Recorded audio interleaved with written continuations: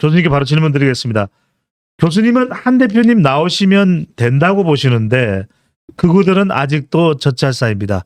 저들은 아직도 똘똘 뭉쳐서 투표할 것 같은데 그래도 이길 수 있다고 보시는지요? 답답해서 질문 드립니다. 일단은 저는 뭐 나오면은 이기지 않을까.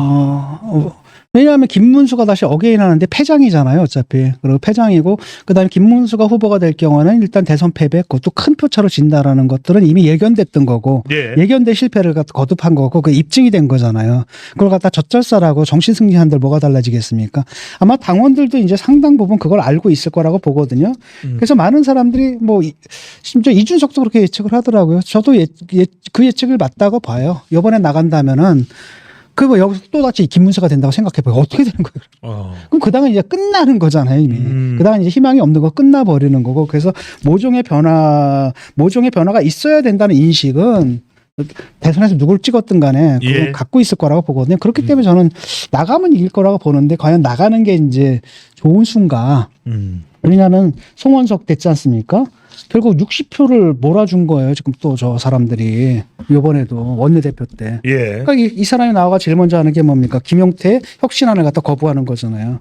이런 상태에 아직도 그 사람들이 주주인데 여기서 대표가 된들 그 사람 또 흔들 거 아닙니까? 이 사람들이 어떤 사람들이에요? 예를 들어가 이준석 쫓아냈던 사람들이잖아요. 그래서 억지로 또 뭡니까? 김기현 올렸던 사람이고 김기현 억지로 올린 거잖아요. 그 다음에 또 그걸 끌어내리고 또 한동훈도 쫓아냈던 사람이란 말이죠. 그 다음에 김문수도 다시 쫓아내려고 했던 사람이란 말이에요.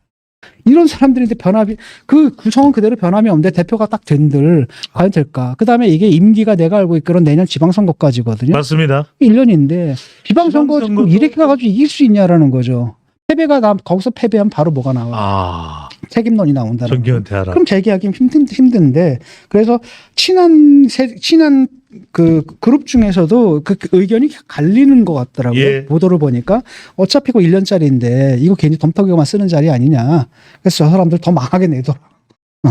그 다음에 정말 그 절실할 때 우리가 나가야 되는 게 낫지 않느냐라는 거고. 그 의견은 어떻게 보시는지 교수님? 저도 그게 굉장히 타당하다고 봐요. 근데 또 다른 한편은 뭐가 있느냐면 그때까지 정치인이라는 게 기회가 있을 때 잡아야지. 그걸 갖다가 흘러보내게 되면은 또 다시 또 이 사람이 이제 망각되는 것도 또 순간이거든요.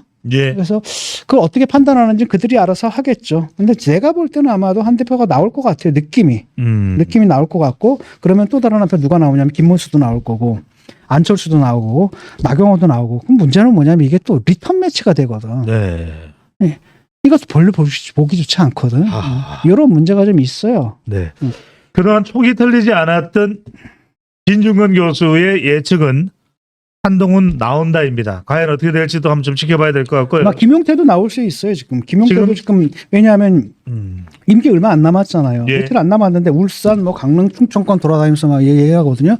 이건 뜻을 좀 크게 품었다는 얘기인 것 같고. 네. 그래서 어쩌면 나올 수 있고 그나마 김용태가 나와준다면은 재미는 있겠죠. 예. 교수님 이건 어떻게 봐야 될까요?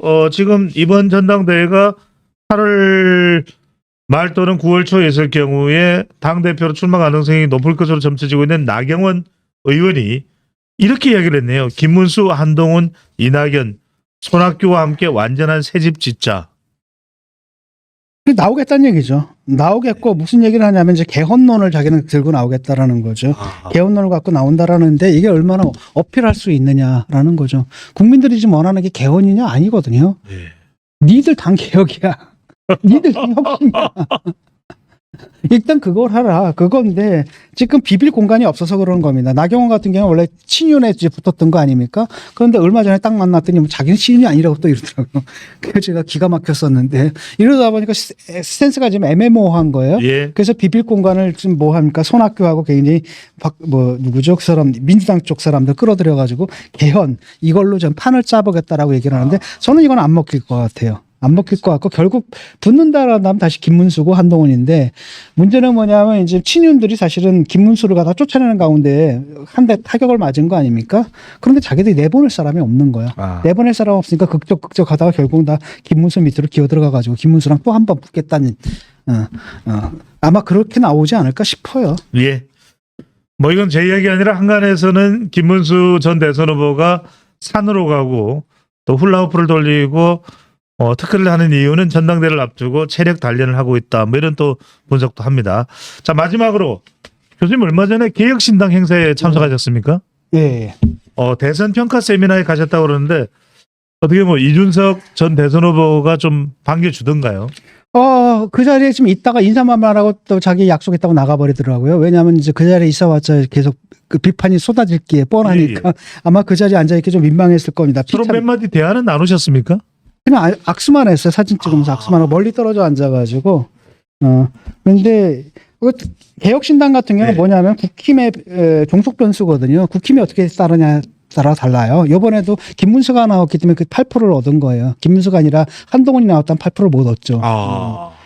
그러니까 개혁신당의 궤도로 그 당세를 갖다 유지하고 확장하려면 국힘이 망가져야 되는 겁니다. 그러니까 국민들이 딱 볼 때 저건 안 된다라는 판단이 딱 내려지면은 그때 이제 대안 세력을 찾을 거고 예. 그때 이제 개혁신당이 떠오를 수가 있는 건데 개혁신당의 문제는 뭐냐면 지금 이거 얘기가 상당히 긴데 이것도 1시간 정도는 해야 되는데. 아이고, 그건 다음 주에. 네. 근데 기본적으로는 바로 뭐냐면은 일단은 개혁신당의 장점은 10, 20, 30의 마음을 잡고 있는 거.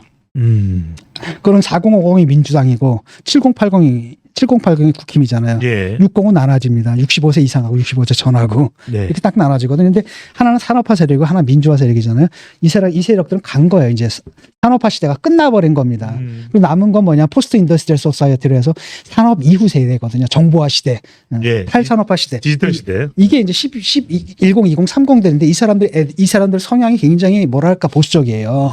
굉장히 보수적인데 이번에 그 개표 결과를 보세요. 예. 그래서 이준석이 일단은 갈라치기를 해서 이들의 표를 얻은 측면도 있지만 또 그것만 가지고 설명할 수는 없거든요. 왜냐하면 10, 20, 30 이 새로운 세력들이 갖고 있는 욕망들, 앞의 세대와 구별되는 그 욕망들을 대변하는데 적합한 사람이 이준석이다라고 보는 겁니다. 자기들의 대표로 보는 측면이 분명히 있어요. 예. 이걸 살려야 되는데 그걸 제대로 살려야 되는데 이걸 갖다 자꾸 갈라치잖아요.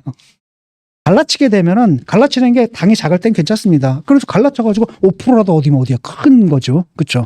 그런데 보편 정당이 되긴 힘들거든요. 네. 그런 의미에서 지금 내가 볼 때는 뭐 여러 가지가 있지만 하나는 뭡니까? 이런 식의 그 2030의 표심을 잡을 수 있는 젊은 층 보수하고 그다음에 전통적인 보수를 결합시켜내는 거. 그다음에 한동훈과 그다음에 저 사람들의 친윤의 그 괴리는 뭐냐면은 TK 보수하고 그다음 강남 보수의 괴리거든요. 이게 지금 균열된 겁니다. 윤석열 대선 때는 붙어 있었잖아요. 예. 다 균열된 거거든요. 이걸 갖다 어떻게 봉합하느냐. 이런 봉합하기 위한 새로운 보수의 비전을 누가 내느냐. 예. 그걸 갖다 저는 뭐 이준석이 내든 뭐 한동훈이 내든 누가 내든 간에 네. 그거를 내는 사람이 그 보수를 살릴 수 있다고 봐요. 알겠습니다.